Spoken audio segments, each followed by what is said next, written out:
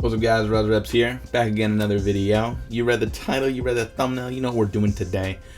I'm going to be describing and going through the process of giving that vintage treatment to the UNC Air Jordan 185s from DB.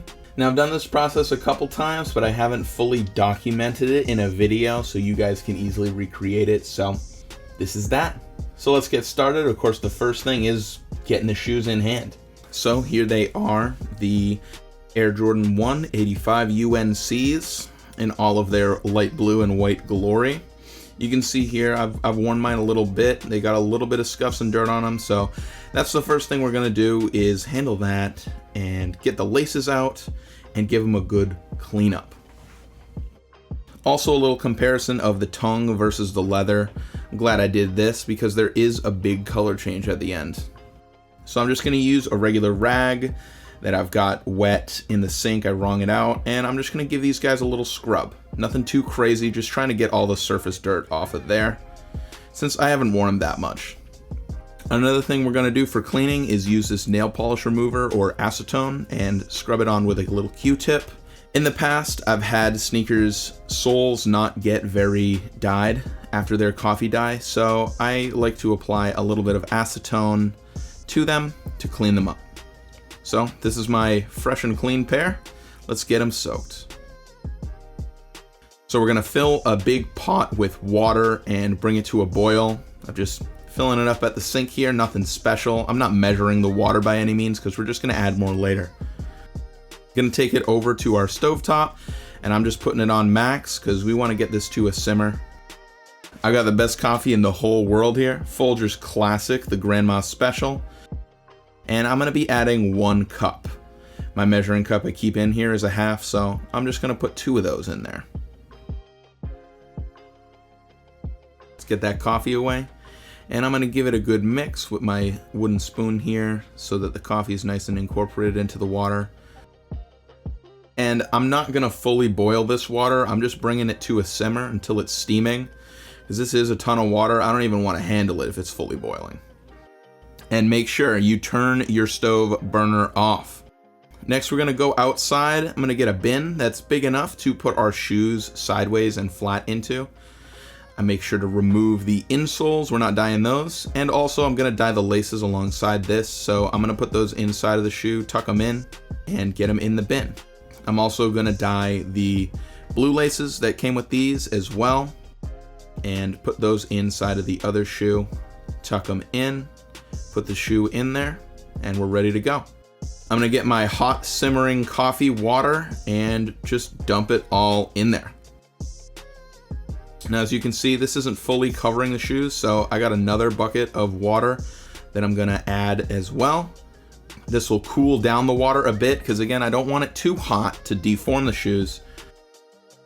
And then I'm just gonna place this pot on top to give it some weight so that the shoes will be fully submerged the whole time.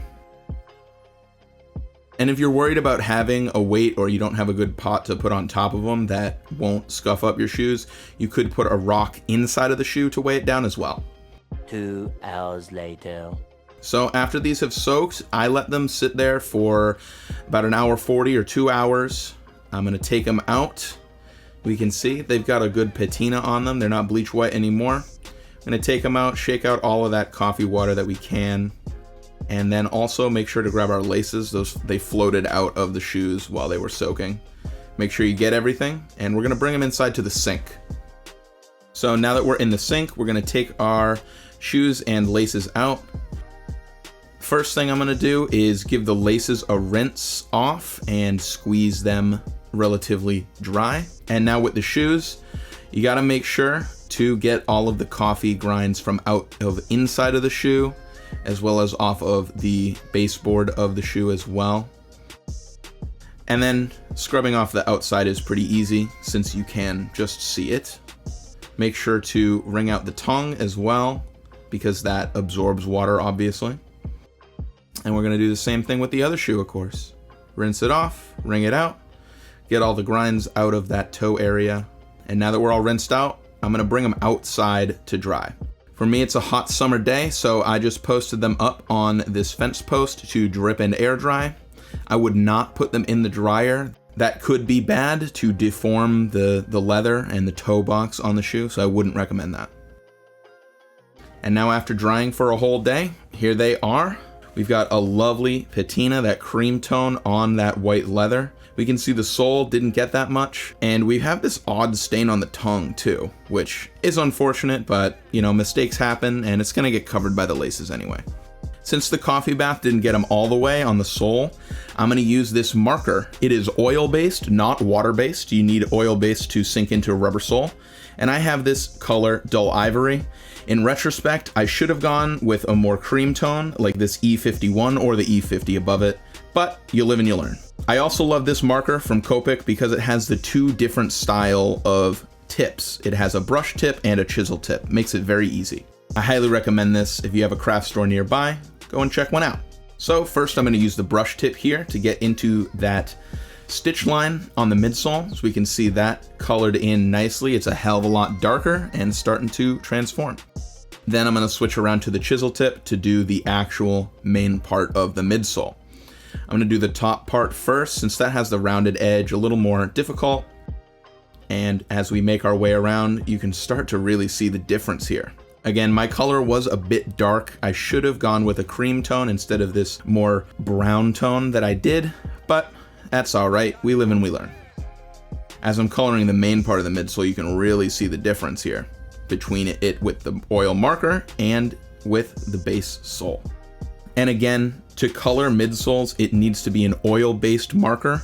The easiest one that I found is this brand Copic, which I got at a craft store, Michael's, that was nearby. Highly recommend that if you can.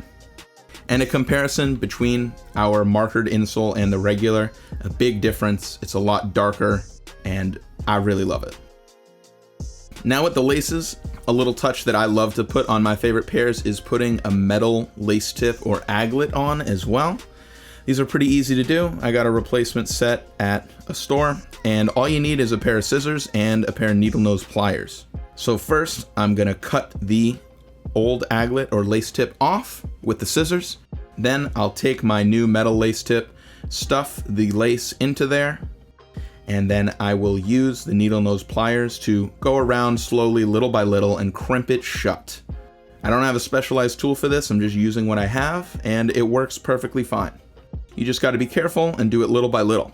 And that's how it comes out. Pretty good. Now you do have to do 4 of these, which is a bit annoying, but I guess that's what you sign up for when you're doing this anyway, so that's alright. Now my laces didn't come out quite as coffee toned as I want them, so I'm also gonna use that same marker that I colored the midsole with to soak in color into the laces.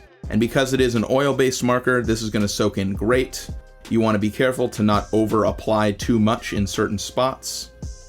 And this also is a labor of love, and having to do both sides and make sure you get the edges of the laces as well. I started using the chisel tip to make it easier. And this is how they came out. A whole lot darker than the base laces, has that creamy tone that I was looking for. And now all together, this is how they came out. I'm super happy with this little DIY project. Aging, giving them that vintage aged look with the darker midsole. The white leather isn't bleach white anymore. It has that creamy patina to it, as well as the laces having that little metal aglet lace tip on it really puts them over the edge for me. And I really love it. Let me know what you think in the comments below, and I'll see you guys in the next video. Adios.